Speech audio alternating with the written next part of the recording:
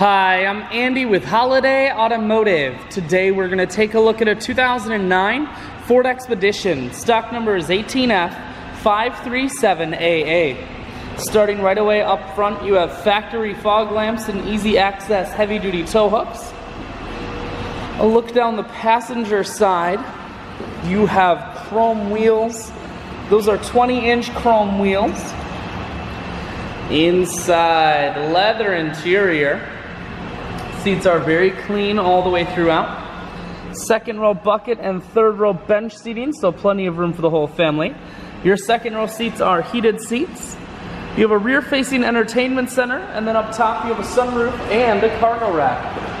One more look down the passenger side, then swinging around the back end. You have a factory trailer hitch and a rear backup camera. Taking a look in the hatch now. There's a 60-40 split on the back seats, so you can fold those down if you need more room. Power assist lift gate, so simply the press of that button, hatch folds itself down just like that.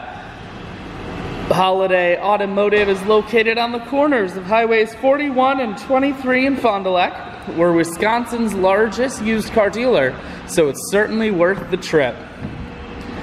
Inside, cruise, as well as audio and Bluetooth controls.